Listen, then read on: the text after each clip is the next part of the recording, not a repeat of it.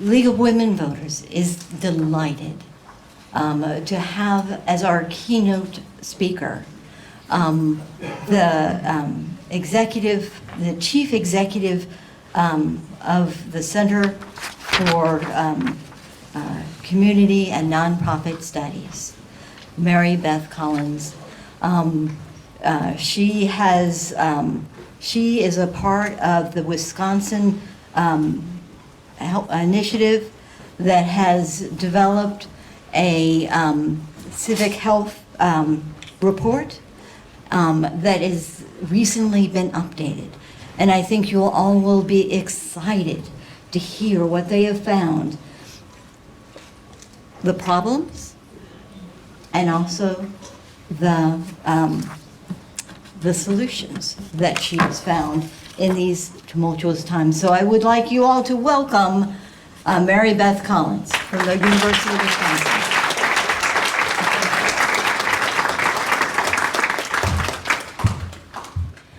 Well, thank you so much to the League of Women Voters of Dane County, Martha, and all of those that organized this day. And a huge congratulations to the awardees and honorees that were up here before me. I feel like maybe you don't even need me now because Ms. Moss just dropped a lot of really important wisdom that will actually echo through some of my remarks today.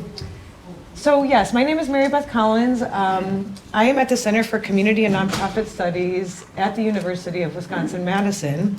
We refer to our center as the Commons for short, with the big COMM being community and then the NS being nonprofit studies. And I like to share whenever I present just a little bit about our center. It won't be the focus of my remarks today, but I'd love for you all to be aware of it. We are a university-based center that does teaching, research, and outreach focused on advancing civil society and the nonprofit sector. And I think the reasons why our center is involved in the Civic Health of Wisconsin initiative will be somewhat intuitive as I proceed. But I'd love for everyone to be aware of our center and connect with us more if our work interests you.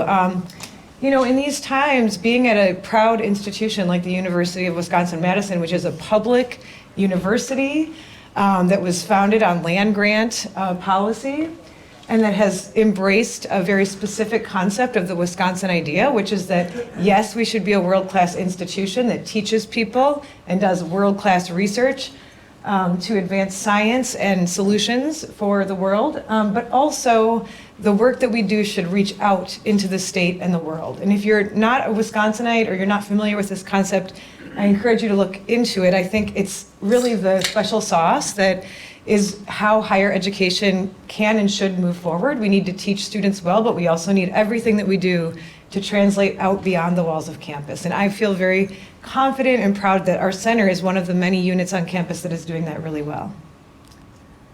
So where are we going with this time together today? I love it if we could connect and exchange a little bit. Every time that I present on the Civic Health of Wisconsin, I learn more, and I want to acknowledge that the League has been an incredible partner in these efforts from the beginning. Your statewide association, and Deborah, the executive director or CEO of that statewide association, has been at the table with this work from the beginning. And actually in January, just after inauguration, I gave a virtual keynote that was hosted by the La Crosse League of Women Voters, and we had many participants from all over the state. But that was a very important moment for me to understand how to talk about the work of civic health while people were feeling very acutely that we were seeing a context we've never seen before, because of course it was in those early days after inauguration when there were so many new types of policies being expressed, the likes of which we had never seen. And so I just hope that this relationship can continue with the League, and I really appreciate the work of the League in civic health. And even just hearing people say the word civic health is really profound for me, because we've been working on this for several years, and I'll share where that term comes from. But really, it hasn't really hit the mainstream yet, but I see it happening now, and I think it's really needed. So thanks to the League for being part of that kind of cultural shift within the way that we're doing this work as a country, as a state, as a world. So I'm going to tell you a little bit about what we know right now about Wisconsin civic health, and I'm going to explore with you a little bit this notion of a framework of civic health for how we orient ourselves in the present moment and how we take action. And I really hope that I can encourage hope and action today in your community, and as all of you individually proceed from today as civic health heroes. I'll explain what I mean by that, but it's not difficult with a League of Women Voters audience to make the case that everyone here is a civic health hero. You're all already engaging and have been for a lot longer than me in many cases, as demonstrated by the 50th anniversaries and things today. So one of the things I want to do before we get started is give everybody a chance to connect and exchange at their tables very briefly.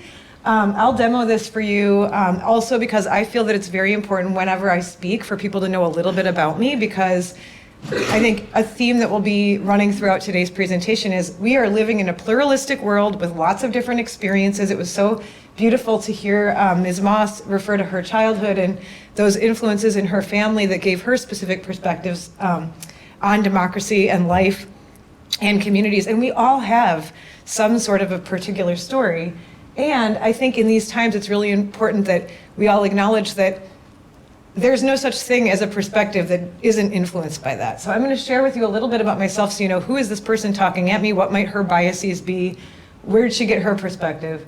And then I'll ask you all to share at your tables. And the 3 questions that I'd love for you to play around with, you don't have to do them all, is where are you coming from, why are you here, and where are you going? These are some questions that were introduced to me by an Indigenous collaborator of mine who said that he often in a convening will ask those questions of anyone, no matter the nature of the convening, because it really grounds people, and you can treat it however you'd like, geographically, conceptually, philosophically. So I'll share with you about myself a little bit as promised. So I've already shared a little bit about my professional background. I'm also trained as an attorney. I practice as an attorney. I've been a small organization executive director. Through my work as an attorney and an executive director, I really gained a focus on the nonprofit sector. And that's kind of what led me to my role at the center at the university. But I am very proud of the fact that I'm a practitioner. I also teach classes and spend a lot of time with wonderful students and young people, and now get to do fun things like writing and publishing and speaking. But I also have been out in the field doing the work. Not that university professionals don't, but I'm still getting used to the fact that I'm inside the university, because when I first came there, I really felt like I was somebody coming from the outside. Before that, I was certified as a high school English teacher and did some teaching of both high school and English as a second language and adult education classes. And that teaching experience comes into my work now.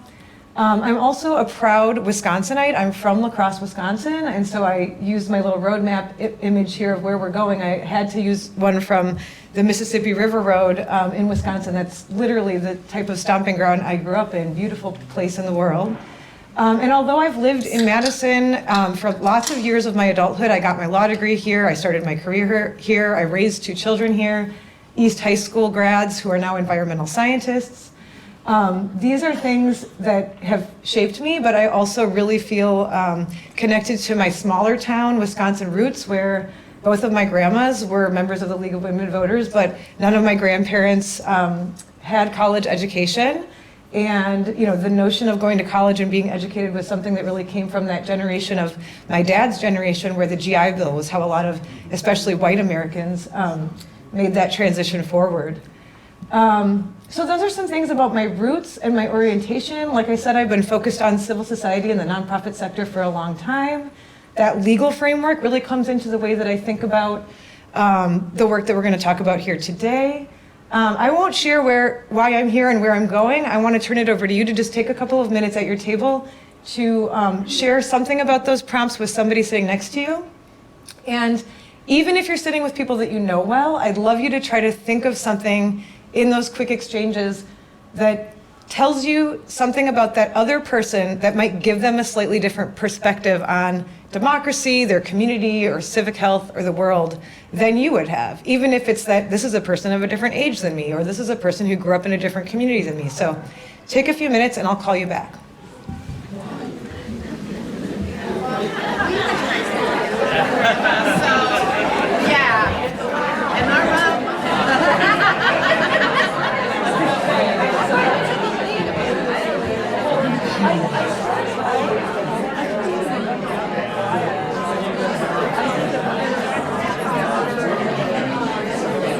All right, let's pull it back. Appreciate everybody's enthusiastic conversations.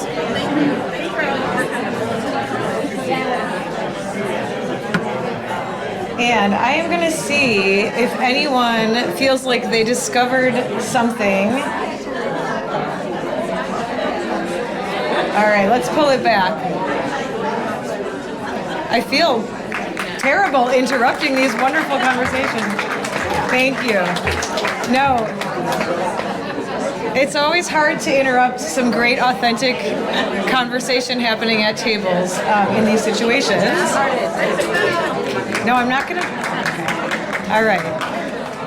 Thank you. Thank you all so much for engaging so genuinely and enthusiastically. And I'm sorry to interrupt you, but I just want to make sure that we don't lose too much time for the content that we want to cover here. So, did anyone discover something about someone at their table that you think would give them a very interesting or different perspective than what you would have? Maybe we'll just take like one or two examples, if somebody's willing to shout it out.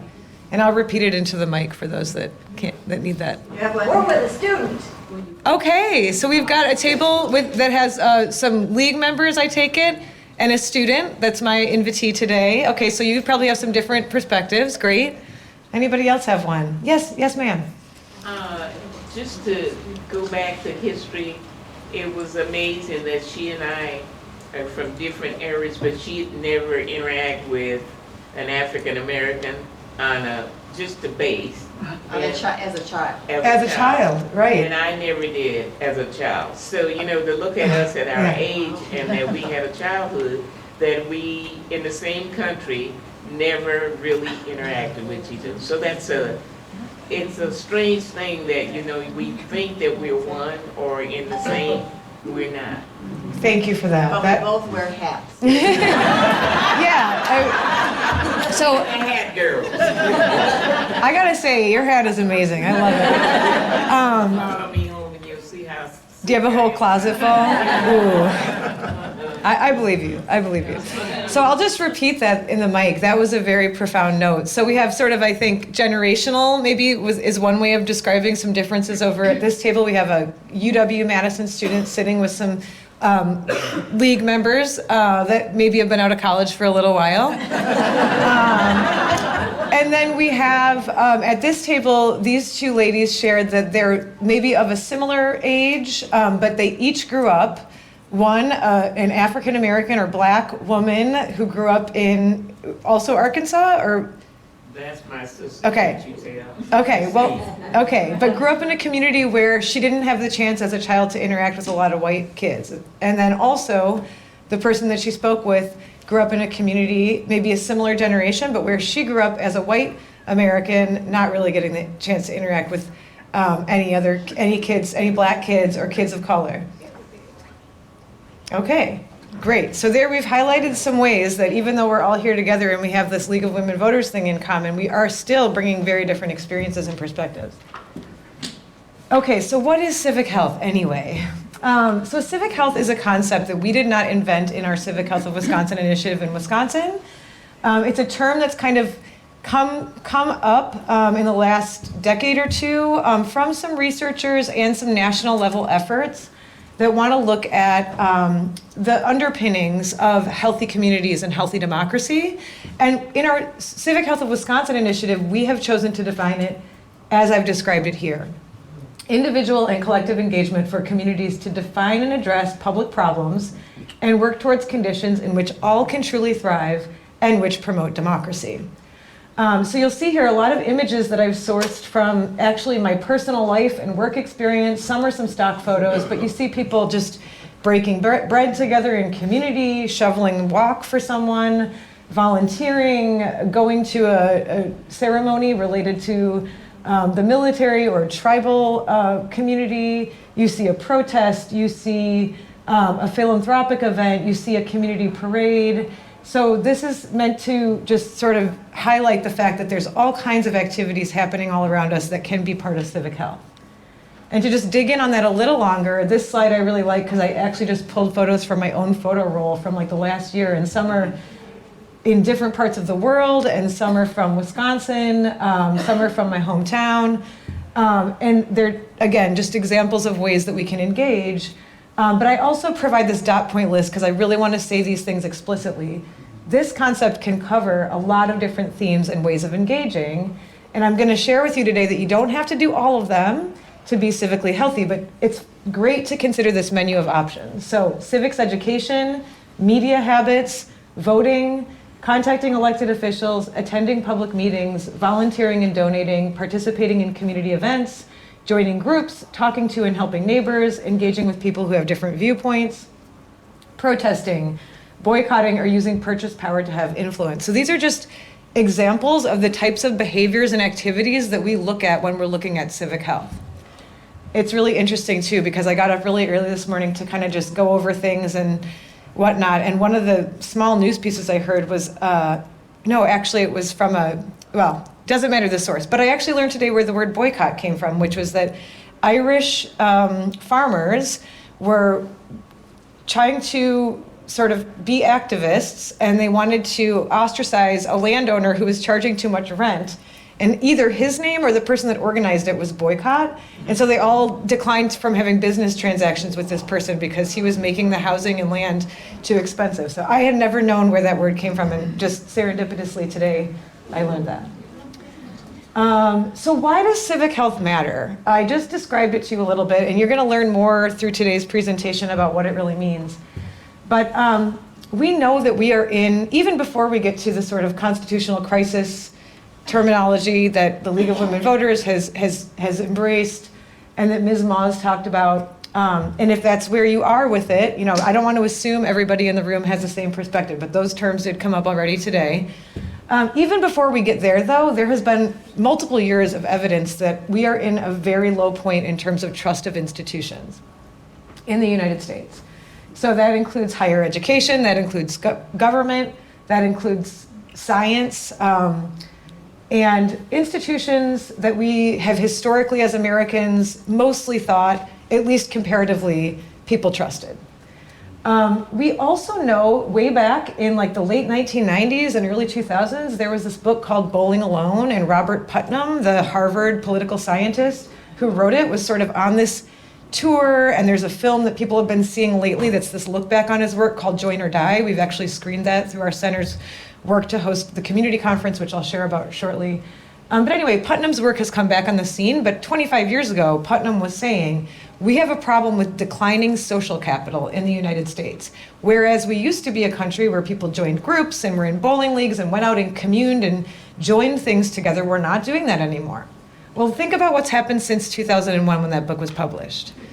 These things have taken over quite a bit, and we've also gone through a couple of years where we actually, for perfectly reasonable basis, we're very isolated through the COVID-19 pandemic. Public health interventions forced us, in many cases, to be pretty isolated, right?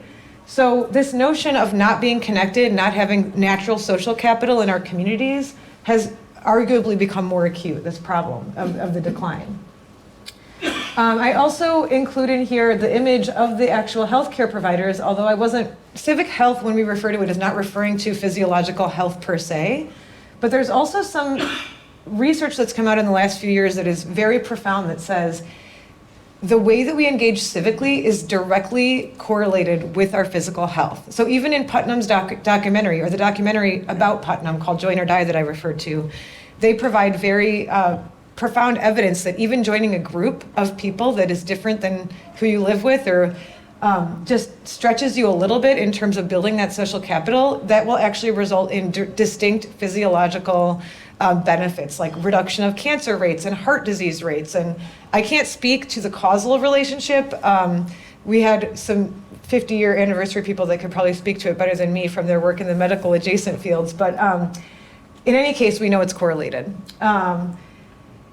So this is why civic health matters. We're in a moment where, as the United States of America, we've been knowing for a long time that we're sort of losing some of that social capital and trust that keeps us gelled as a democratic country and communities, and it's having real effects on our individual well-being as well. And you might recall right before, in the end of the last presidential administration, the Surgeon General also issued a report called Our Epidemic of Loneliness. So this idea of loneliness and isolation has also been recognized in those kinds of venues as well. So this is not just an American problem. And sadly, this is related. I posit this is related also to a historic trend that we're seeing. People talk about the late 20th century as a time when democracy was really expanding, both in terms of pro-democratic systems, being more prevalent in the world, and insofar as there were sort of meant to be constitutional democracies, they were actually doing what they were supposed to pretty well. They were getting good grades from the think tanks that gauge this sort of thing, and there was an upward trend. But sadly, in the last 5 years or so, especially the last 5 years, but it dates before that, we've really been recognizing that there has been a distinct decline in those kinds of metrics and markers that would tell us that democracy is a global trend that is on the increase. It's actually retracting. And you can probably all think of examples globally or very close to home that would tell you that this resonates. But one thing I always like to present when I talk about this is that, The Economist and the Harvard Business School also wrote about this as a concerning trend several years ago. So even for the sake of the most capitalistic or pro-economic concerns, the decline in democracy is a concerning trend. So I guess I just am trying to make the point that this is not an ideologically limited position. So in Wisconsin, we had never really looked at civic health as a concept. There is a national organization called the National Conference on Citizenship that relies on data that is collected from the census and other sources. And also AmeriCorps has been a very important provider of this data. In fact, we work with AmeriCorps colleagues on this reporting. And sadly, right now, my main contact there is on administrative leave. So we're seeing the way that these current policy changes are really rippling through the different agencies that we work with as a center, but especially in the civic health world. But there's this data that tells us across the United States and in communities and states how people are behaving civically. And Wisconsin had never analyzed it, even though many states, when we were starting to look at this in 2015 or so, had already done multiple reports in some cases where they could compare over time, how are we behaving and has it changed? And in many states and communities that had done civic health reporting, what they did is they would write a report, but then they would realize the most important thing is that we take what we learn in the report and we do some kind of an action around it. So you see examples like that in Illinois, for example, where they use their civic health reporting to actually advocate for a different civics education requirement in Illinois, just as one example.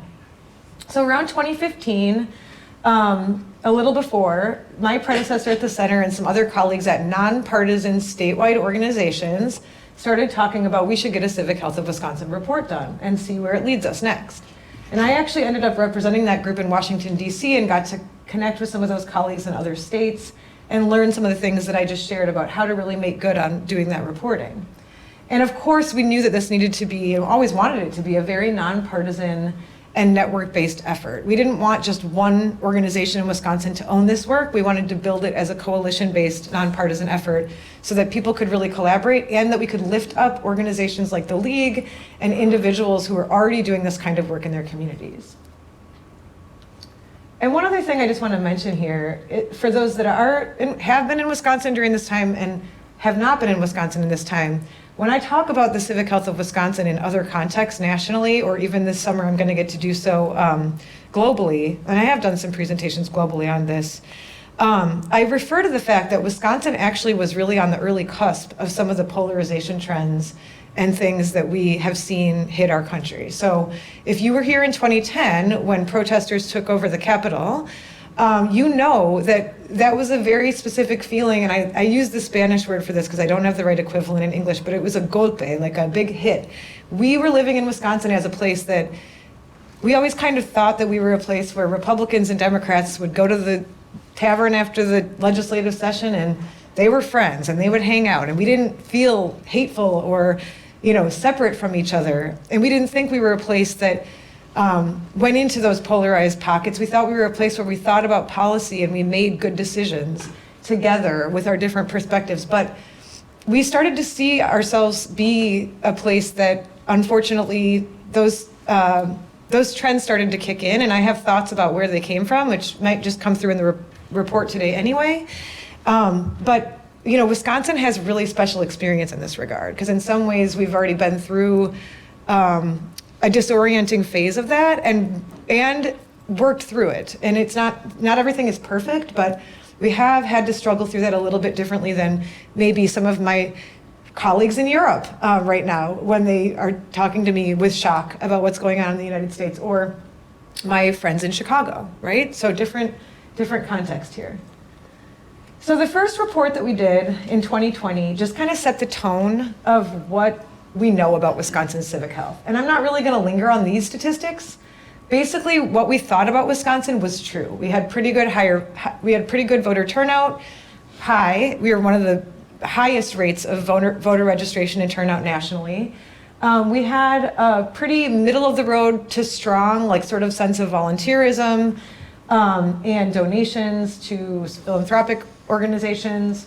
We were seeing concerning issues with the decline of local news, and we were noting that we didn't really have a very robust civics education standard. And it really that first report wasn't really earth-shattering, but it helped us like sort of set up what the issues were in Wisconsin.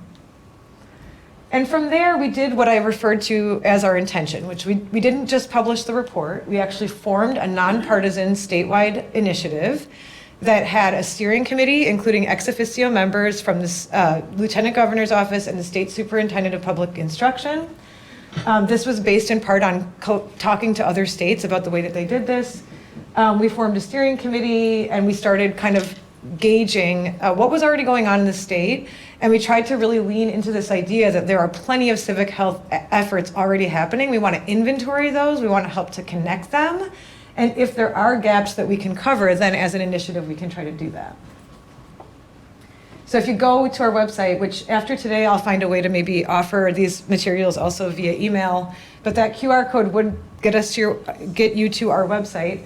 And there you can see we have those types of resources that I just referred to. The report, an inventory of efforts, a shared calendar so people can see what events are going on around civic health. And we're really trying to kind of make this door opening for all of those people out in community that know their communities best about how they'd like to engage and make sure people are connecting. So in that spirit, one of the main activities that we've done is we've hosted community conferences, which sort of serve as a summit for anyone that wants to work on civic health or already is working on civic health. And these are just some images from our 2024 conference. That conference was really characterized by the fact that not only did we bring together people from all across Wisconsin doing the work, but we already had dozens of organizations showing up in Wisconsin. Either they already had a presence or they were coming into Wisconsin, and those that were already in Wisconsin were really amping their efforts up because of what was about to happen in 2024 in Wisconsin. We were going to have a big presidential election, right? So we did this conference in April. In that picture you can see of journalist Tamia Folks in the middle facilitating. That was on each side tables of individuals who represented national organizations who were in Wisconsin, making their efforts really robust, because Wisconsin, of course, is a battleground swing state, and so people like to invest here and see what's happening. So again, this is why when I talk about Wisconsin civic health, I feel very comfortable going into national and international settings, because we really are a special environment for this kind of work. So now we're working on the next report, and it's really ready to go. Has anybody ever moved houses or apartments where you think, I'm at 90% of the way done with this move, and then the last 10% kind of lasts forever? That's kind of what I feel like with this report. Like, it just needs to go off my desk and into the universe, and we're very close. And we know what most of the data says, but it's just that final writing period.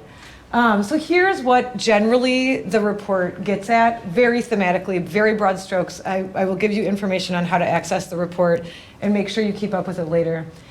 In Wisconsin, we saw minor demographic and geographic shifts in the report period, which sort of goes stretching back into a little bit towards the end of the last report period and now through 2025. So the widest lens of the report period is sort of like 2017, 2018 to 2025.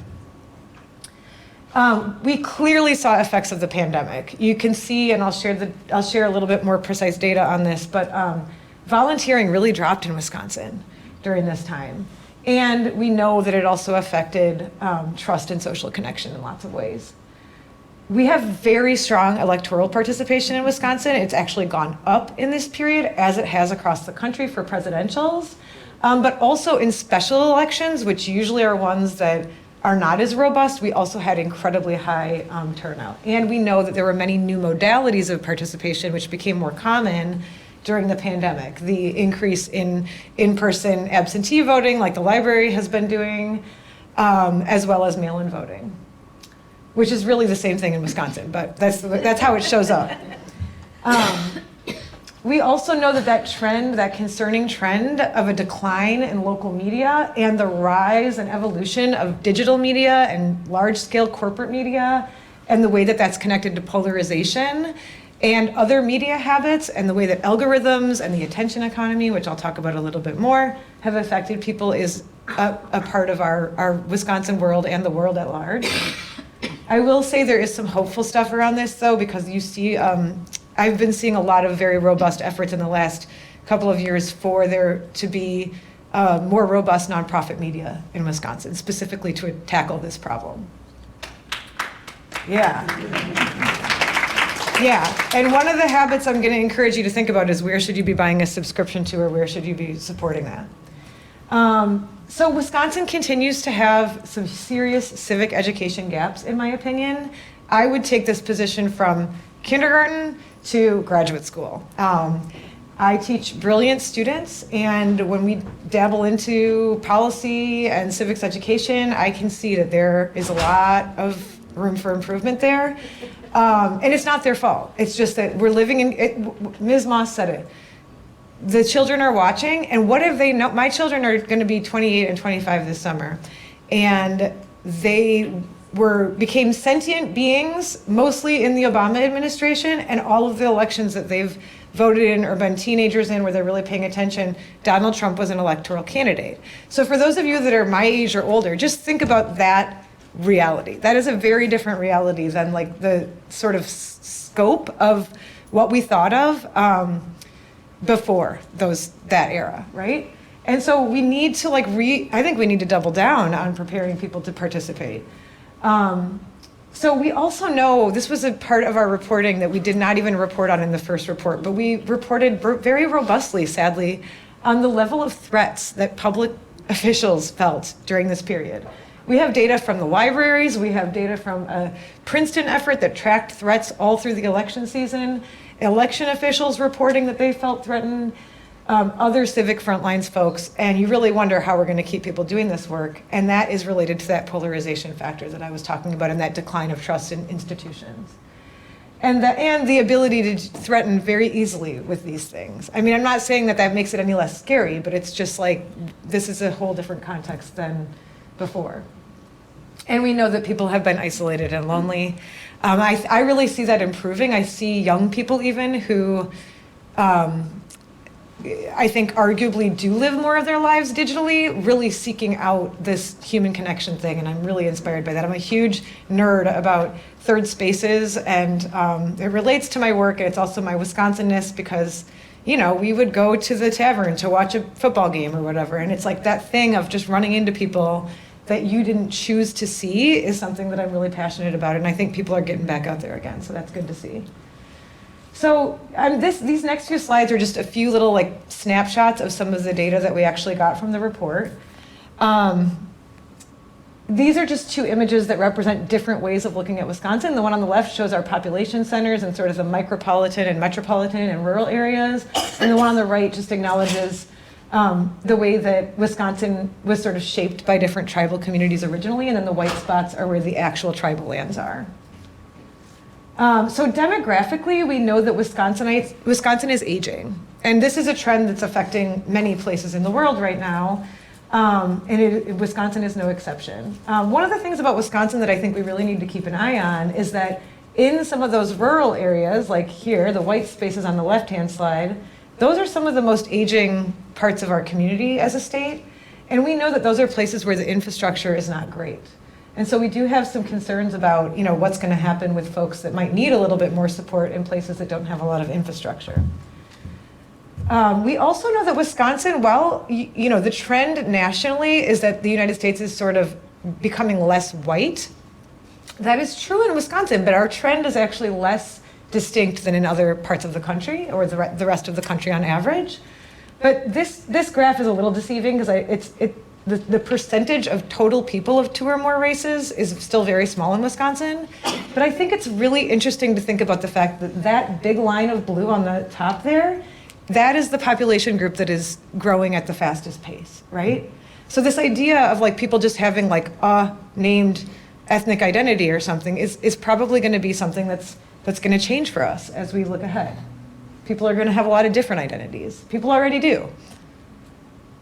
In terms of voting, I've already kind of mentioned it, but we turned out at 73% of eligible voters in 2020 and 2024. Now, for places in the world where you're required to vote, 73% doesn't sound like that much. But for the United States and Wisconsin, that is very high. And Wisconsin has always been very high. Yeah, yeah. And the 2022 and 2025 spring special elections, and our special elections, but especially the most recent one, have been high turnout, and the spring 2025 one has been historic in other ways too. If you saw how much money was spent in that election, there's never been, and no one could have ever even imagined that kind of expenditure happening for a state Supreme Court election. And you all know this stuff, you're nodding, you understand. This is really interesting and profound stuff that's going on with our elections. But I think it is a sign of strength that people still see elections as an important place to show up, and we're getting that kind of turnout. So local elections are something that we've been watching as well, because we know that like presidentials kind of pull a different type of voter, if you will. They're much more in focus. And there's a question, it's always kind of a good gauge to say, are people actually engaged in the local stuff? Because that really shows like how much they're engaging in their community, how informed they are. And you see there a kind of concerning dip in that pandemic period for local elections, but then we've kind of bounced back as well. So we've surpassed the national average as a state. That aligns with our past trends. We also have our most robust age demographic for voting, being that oldest set of voters. So I think that is interesting. It's wonderful to see that generation always being such good participants, but it also makes me wonder, do they have more time and energy and ability because they're not working, for example, to get to the polls? Or is it that we're losing that tradition in the younger generations? One of the things I want to share, though, is that Wisconsin's younger voters have really turned out in the last couple of elections, and that's a really promising trend. And especially the special elections, which is where you wouldn't expect to see young voters as much. And we're getting national reporting on that because Wisconsin has really bucked the trend of what you would expect from young voters in a special election. Now, of course, when you're spending that much money and the whole world is watching, I think that hopefully the young people would feel that, and they feel important, that the issues are important. Yes, Brooke? Special election. Like a state Supreme Court election, not a special. I'm sorry, that's not the right term. So it's just a spring election. The spring election. That has a state component. Yes, Yeah. the spring election. 'Cause- Yes, non-presidential election. Sorry. Okay. Yeah, sorry, but not a midterm. A state election, yes. State and local election. State and local, see, these League of Women Voters people need to keep me in check. Okay. Whew. All right, yes. I will revise my slides. Actually, I think it just says spring election. I think it's just my vernacular, yeah. Okay. One thing I want to point out too is that we have some really concerning data that only 49% of Wisconsinites in 2020, in a 2020 poll, were very confident in elections. That's pretty low. But when we look at actual voter fraud, that is, those figures are collected and investigated, those cases are investigated by bipartisan bodies.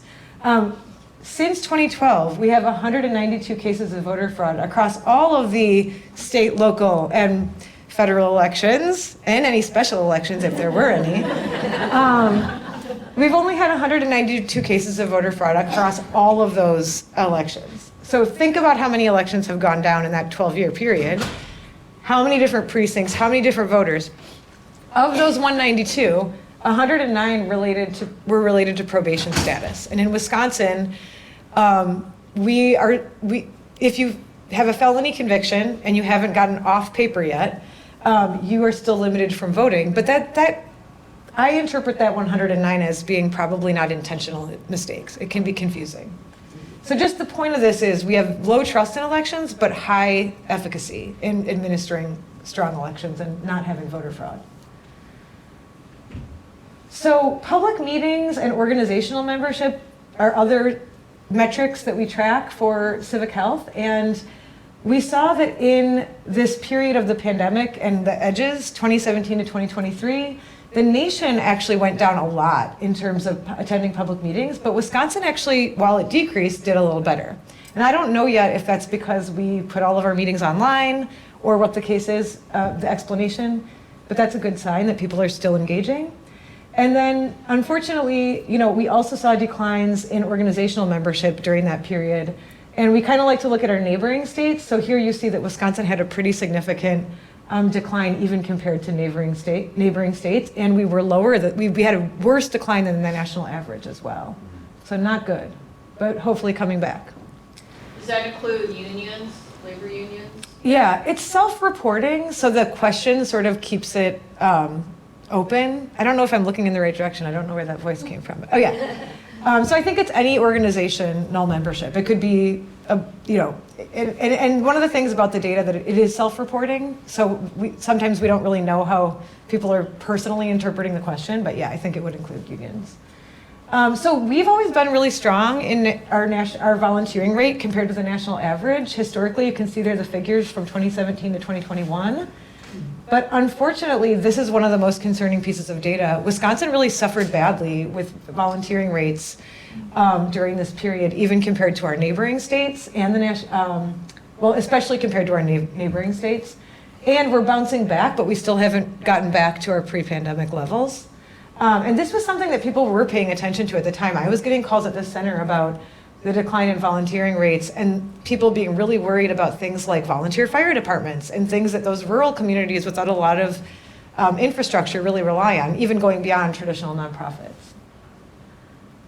So we also look at charitable giving and informal helping. The informal helping one is one where the self-reporting really comes into play because I personally believe that Wisconsinites probably underreport on their informal helping, but the idea here is you don't have to sign up as a volunteer with a nonprofit organization to be doing something meaningful for your community and your neighbors.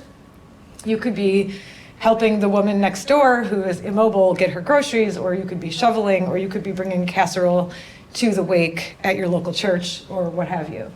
And so here we see, though, this really stayed strong for us in the pandemic. But in previous years when we've looked at this, I always feel like our rate seems like it should be higher. So that's more my commentary than anything.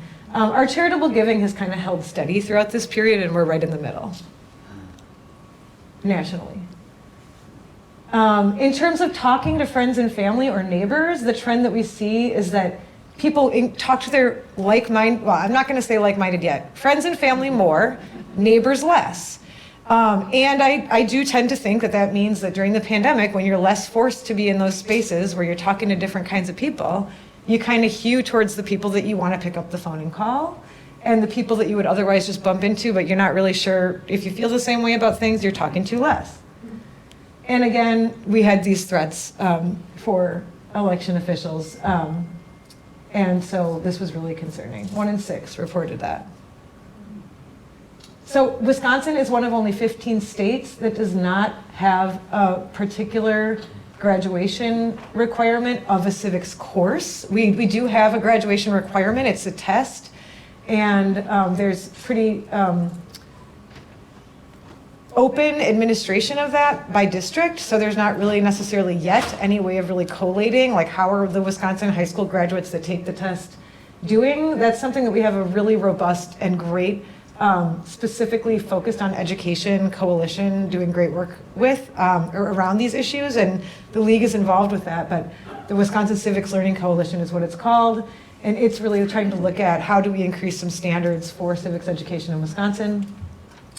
Of course, you can imagine the debates that ensue about what should civics education be in the times we're living in. We also know that Wisconsinites are consuming this whole panoply of different kinds of news sources here. Our researchers at UW that do this work have actually broken out some of this into like partisan affiliation as well, but we're choosing with the Civic Health of Wisconsin report to not break our data into like people that identify as Republicans, people that identify as Democrats, because really what we're trying to do is say like, how are we doing as a state? Maybe we want to back off of some of those reifications of those identities a little bit. But you can just sort of see the range of different kinds of news. And what our researchers in that shop would say is that the more polarized the news you read, the more polarized your views are. And one of the things that I'm really focused on, and we don't have Wisconsin data for it yet, but is nationally definitely out there, is that younger people are getting their news from social media influencers and are just logging on to apps that take them algorithmically to places that will give them their news, as opposed to saying, I'm choosing this source, and that journalist at that source is going to tell me what's going on. So that's the data, just very broad strokes, and the report will be coming out soon. But I'd love to just see if there's any initial reactions or suggestions. So think if you have any. And while you're thinking of that, I'll just mention that when we release this, we're going to have community conversation toolkits so that people can take the report data and actually have conversations in their communities about it. Any questions about the data or reactions? Yeah. Will you repeat the name of the group that's working on civic education? Yes, the name of the group that's working on Wisconsin civic education is the Wisconsin Civic Learning Coalition. And there's several people in the room, including Deborah, who are very involved in that. So you could probably get more information. They have an open meeting that people are invited to attend once a month. Mm-hmm. I'm very happy to report that our level of volunteers in 2024 was through the roof. For the league? Okay, great. For our local league. Okay. And in November, we were all kind of worried about what might happen with, membership and activity. And we have seen a steady increase in new members joining. Great. So we're optimistic about the future. Very good. Yeah, I think the bounce back is the trend across various states. So it makes sense, because if you were used to volunteering on site for something and all of a sudden you couldn't do that, it makes sense. Yes, question over here. Hi. You mentioned that Wisconsin high school graduates, they don't require the civic education. I would like to work with whoever would like to work with me to require the high school students to have at least half a credit of civic education. So I don't know, maybe I will talk to you after the meeting. Yes, well, and like I said, we can get you connected to the Wisconsin Civic Learning Coalition, so that's great. Is it okay if I just take 5 to try to buzz through the rest of the content, even though I'm trying to catch up a little bit, but is that okay? All right. Okay, great reflections. So I want to put this in context a little bit. We just went through a presidential election, and we had a lot of opportunity to see sort of like how civil society organizations were dealing with that moment. Not that this work should only occur in those moments, but that is when you really see it pop. And if you're involved with the league, the kind of work that was happening. But I would just quickly say that I think we saw a huge focus on depolarization and election, a safe and successful election. And a lot of amazing networks were built, and collaborations and scenario planning, and people were very prepared. But the day after the election, a lot of that work never really had to kick in, because people weren't really, the big fear was that people wouldn't trust the election results. But that wasn't really the scenario that we found ourselves in the day after the election. As soon as that moment passed, everybody was sort of repivoting of like, what now does the work look like? And people are using the terms now more democracy defense. I think there are big questions about how that work can be truly nonpartisan. I think we're all working to make it nonpartisan, but is it perceived as such? We have a very robust network of these organizations that know each other that is a huge asset in all of this. And this is a great example where states that are not like Wisconsin probably really don't have this kind of a network. I also want to point out that for me, and a lot of what I share today is sort of my riff on the work that we're doing at the center. So I'm not going through every single slide and saying, this is me and this is the center, but this one is kind of me. Just because I'm working through some thoughts about it, and I'm kind of going to zoom out for a second and just share like some bigger theoretical ideas. But on the left-hand side, I think of civic health as sort of fitting in this spectrum of organizing frameworks. You've got get out the vote, which is like, I'm going to use a medical analogy, getting people to go for their annual checkup to the doctor and making sure that they are encouraged to do so. You've got voting rights, which is like, we got to make sure that there's a clinic for them to go to and that they know how to get to the clinic, right? Then you've got election protection, which is like, we need to make sure that the vulnerabilities and threats to the clinics and the healthcare system are not disrupting the voting. And then you've got democracy defense, which is what people are focused on now, which is sadly like, we need to make sure that there are not like people working against the outcomes that we want to see in the clinic, working within the clinic, is sort of the way that I would characterize that. In other words, we want to make sure that the institutions really are set up for pro-democratic behavior and results. Civic health, to me, is like going down to the roots of like, are the people eating the healthy food? Do the people have clean air to breathe? Are the people getting exercise? So the health kind of coming from the underpinnings, instead of just, not that the other work is not also needed, but I think we need this ecological piece too, right? The other thing, I was just listening to Brian Stevenson talk about how he spent a lot of his work advocating for actual legal cases, right? And then he started pivoting towards museums because he was like, we got to tell the story of this phenomenon, this historic phenomenon of the things that we're still working against now, the prison industrial complex and racism in the justice system and the history that we've lived through. And I think that there's an element of that we need to. We really need to get back to like, how did we end up here today? And on that note, I want to remind everybody, and this was brought up by other speakers, that the United States of America has a long history with illiberalism, and I don't mean that liberal versus conservative. I mean retraction of pro-democratic things and toxic othering of people. Bob Dylan wrote songs about it. We have lots of examples. I'm not going to go through them all here, but we know what these are. Legal means to authoritarianism is something that a lot of legal scholars have been talking about in the last few years. So it used to be we lived in a time where people had coups to overcome potentially democratic governments or democratic governments, and those still happen. We just saw that in Myanmar not that long ago. But we also see this trend of people using the systems themselves and democratic means to authoritarianism. And then the association with that of the closing of the third space. So looking at nonprofit organizations, universities, media, and using those to make sure, or going after those to make sure that the resistance to those legal means of authoritarianism is not robust. We're living in a time, of very rapid acceleration of technology and interconnectedness. And that's why I'm mentioning this big thought of like the Anthropocene era and the Great Acceleration. If you're interested in talking about it after the presentation, I'd love to, but we're living in a time where the technological changes and our interdependence has rapidly increased. And we're a little bit disoriented is my perspective. And we're also living in a time where people get a lot more traction with an attention economy by saying incendiary things and having a diss culture or a purist sort of way of talking about things. People talk about this even affecting electeds. Like, as long as you can post on Twitter that you did something in the legislative session, you'll get reelected as opposed to actually getting something done, right? So these things are anti-civic health. And so we need to look at how did we get there and how can we mitigate it.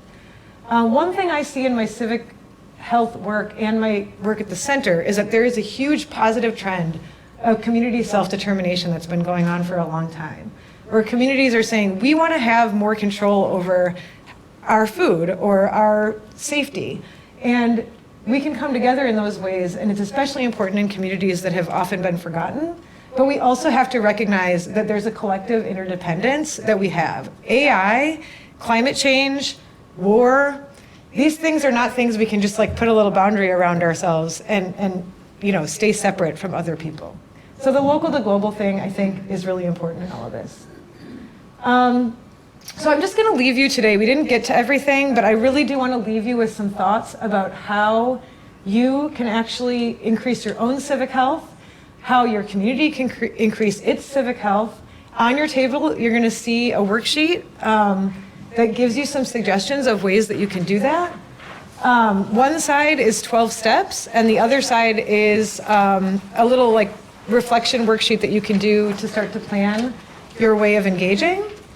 I didn't even get to my civic health whisperers, but they're also mentioned on the worksheet, so if you feel like going home and Googling them, you can.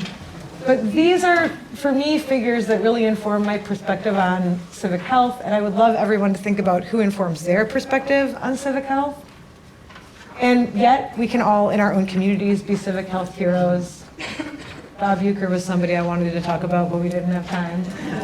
Also, today is this funeral of the Pope, and I think, the Pope was an example, Pope Francis was an example of somebody who was controversial in some ways by challenging traditional ways of looking at things within his institution, but he also was a huge proponent of dialogue and really like exploring different viewpoints. Yeah. So I would love to connect with anybody afterwards if you want to talk more about how to make your civic health habits work. But what we'd love for you to encourage you to do is really think about how you can be a part of a web and a network of people all working together around the globe to really resist anti-democratic and other factors that are bad for our communities. And you don't have to all solve all of it. Everybody can do the little parts that they feel comfortable with. And the way that I've drafted these really encourages you to focus on the things you're comfortable with personally, and that worksheet on your table should help you with that as well. And I see a question in the back. I'm loath to raise this question because I have a clock behind me. But I'm going to anyway. Sue Jenick wrote a very important letter to the editor just a few days ago about Save Us from the SAVE Act. Yeah. And the import of that whole idea that's made it to one half of our House, our Congress, and headed to another body that's similarly stacked. Yeah. So that, and I see that. That means the League of Women Voters will not be attending as much to getting out the vote as helping people to register. Yeah. And I'm wondering what your take on all that is, and if we have any guidance from you as to how we adjust to that. Yeah. Well, I mean, this speaks very much to the left side of this slide, right? Is like the SAVE Act is considered by anyone doing pro-democracy work as very concerning for voting rights access. And one of the other things that I recommend in the civic health habits is that if that is an issue that matters to you, then that is one of the issues you should be taking action on by calling your representative, even the one that doesn't agree with you. We have 2 senators in this state if you're in Wisconsin, or protesting, or finding your ways to advocate. And another thing that we recommend here is when you do have an issue that you want to advocate on, there are so many good civil society organizations like the League of Women Voters. You don't have to learn all of the talking points on your own. You can look to their guidance. They spend their days and their budgets studying these things. What I'm seeing with the SAVE Act is a very robust response from civil society. Think tanks at universities, the League of Women Voters. I think representatives are aware of the threats that it entails. There might be some that still want to go for it anyway. But this, like every other issue that we might want to advocate for, is going to require a very loud refrain from the public that understands the severity of the issue and that can call out those things that might sound like good ideas, like, oh yeah, we want to know that everybody is who they say they are, right? We've been through this before in Wisconsin. And point out the other side of that coin. And again, leaning on organizations like the League to give you those talking points and help you with your strategies is what I would recommend. And I have no prediction of where it will go next, but I think that the civil society response thus far, literally I was on webinars on it within a day or two of it coming on the national scene. I think it looks as good as you would hope for. So thank you for that question. I have got to wrap up. Thank you so much. Oh, okay, I just don't want to. So we don't know exactly where it is. I know the House passed it. So what about the Senate? And how It's not there yet, and I don't know if anyone has predictions about what will happen next with that.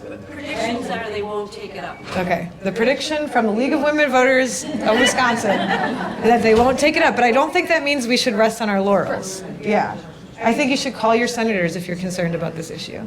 and let them know it should not show up. It should not be taken up. This is super quick. You pre-suggested that you would later talk about good media, Yeah. Wisconsin Watch, NPR. Yeah, so one of the civic health habits that I really encourage here is, I do this myself, and I'm not saying I've got it down, but I start every day with a particular media diet, and let's see, where did it go? Be informed, number 2. So for our own orientation to the world, we have to have a healthy diet of media sources, and we need to be selective and thoughtful about where those come from, and at least for me, I choose to not only read ones that I think are very, very, very reputable and reliable, but I also read the opposite extremes on purpose so that I understand. But also, I really think we need to do more with education of young people and people in general on media discernment.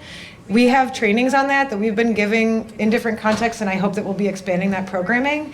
And I think that you need to put your money where your mouth is, because corporate media has the resources, TikTok and Meta have the resources, and if we do not buy subscriptions to reputable media sources that we know can provide a contrast to those other ones, they're going to go away, or they're never going to get off the ground. So we need to all buy subscriptions to local or nonprofit media, or media sources that you believe are promoting a civically healthy viewpoint on things, or at least a journalistic viewpoint on things, and however you interpret that. The free ones, if they're left to run the show, the attention economy, which rewards incendiary, hyped things, can really skew not only like the information around an issue, but also like what issues are even newsworthy is the thing that I'm really seeing even more. Okay, I'm happy to hang out, but I don't want to run us too far into the, overtime period here. So thank you all so much. And if anybody wants to talk about Bob Euchre, I'd love to do that. Thank you so much. Women, thank you, women. Thank you so much. I'd like to, on behalf of the League of Women Voters of Dane County, I'd like you to present you as a token of our appreciation for you coming out and talking to us. Thank you so much. Thank you so much. I really appreciate it. My grandma's a beautiful town.